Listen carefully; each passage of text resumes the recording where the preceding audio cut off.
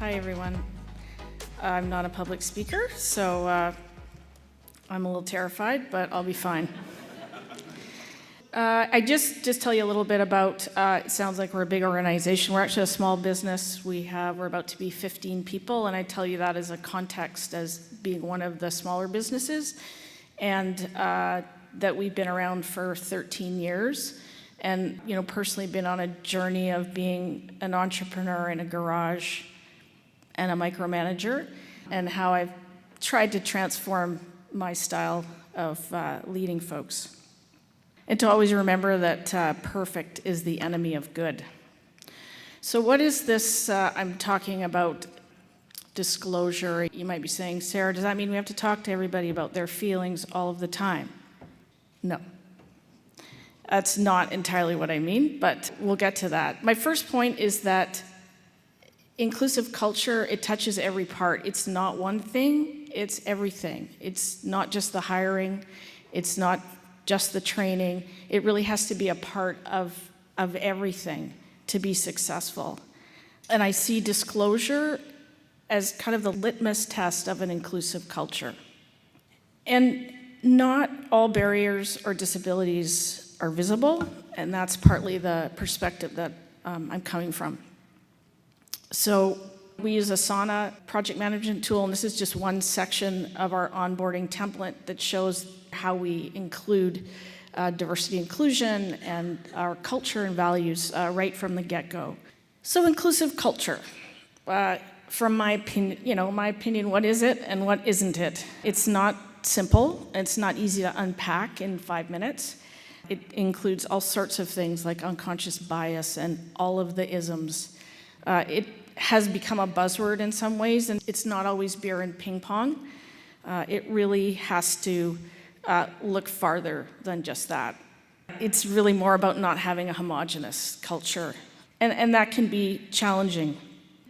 Just to reinforce, I really think that to have the intention to hire folks with barriers or disabilities, we need to have a workplace and an environment that is welcoming and accepting. And that's really what makes it successful. An inclusive culture to me is one that allows someone to bring their whole self, and there's lots of readings and literature on that. Really, what it means is that you get to show up and be yourself, and you don't have to hide parts of yourself. And the business case for diversity, without any disrespect, and I get that it's important to show why, but a part of me wants to say, well, what's the business case for doing the right thing? It should be more than an economic outcome, and if it's coming from the intent of whoa, I'm gonna make money off disabled people, it's a checklist and it's not a commitment.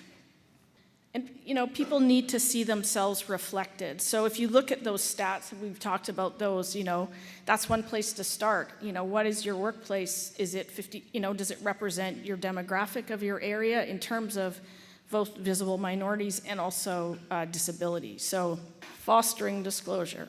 I like the way you just know I don't want to talk about your feelings. So as I said, it's not simple and it might be uncomfortable. I'm not really saying that, you just essentially have to talk about everybody's feelings all the time, and then the floodgates open, and where do we go from there? Floodgates can be closed. Boundaries are critical. And, I don't see myself as a therapist, but I see myself as a guide. So transforming performance. I'll tell a story now about strategies that we've used that have helped, and then I would like to tell a story that really demonstrates how I've transformed the way I do things and hopefully have transformed our business. So one is for sure as a leader is to embrace what I look as self-reflective and responsive management, read and learn about unconscious bias and all of the isms, become a B Corp. Happy to talk to anybody about that. It's really helped us in this journey. Ban disrespect in your organization. Be curious and generous.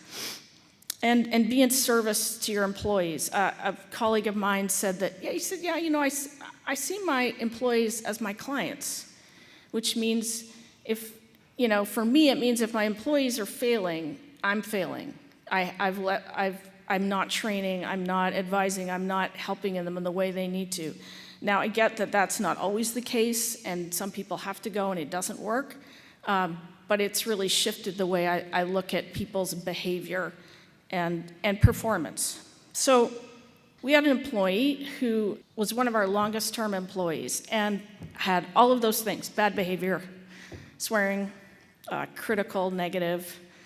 And so first I just would be reactive and think like, oh, that sucks, and you're bad, and you're not doing your job, and your behavior's bad. And so I got to compress this story. It's a journey over some years, but what I came to realize was that I had to stop being reactive. I had to be curious. And instead of saying, you need to do this, we did say you need to do these things, but I also said, and how can I help you get there? What do I need to do?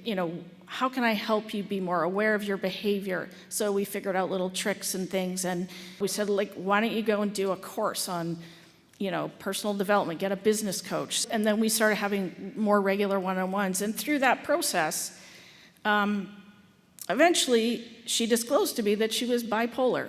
And she had never in her entire life, in her entire working experience, ever told anybody. And lived with this burden every day of, I can't tell anybody, I'm always sick, but she has the flu, but she doesn't. And so through that process, it just turned everything for me. It was like, this is an invisible barrier, a disability that this person didn't feel safe enough to talk about. And does that mean that I became her therapist? No, it just means that I had this huge understanding of what was going on for her and what she needed to succeed. And for her, it was a big relief. And then we worked together and decided that we would bring it to our whole team and that we would tell them about it and tell her about her experience. It was a huge thing for the whole team as well. As you want to talk about retention, you want to talk about trust. People stay where they want, where they feel heard, where they feel acknowledged, where they feel like they can tell you something that's important about themselves. And they don't tell me everything. I'm not best friends with my employees. I'm friendly. I'm there when they need me. They tell me stuff when they really need to, but they don't tell me everything, because I don't want to know everything. And I think just in closing, I'd say that, everyone has a story and everyone has a little something, and our job is to understand it.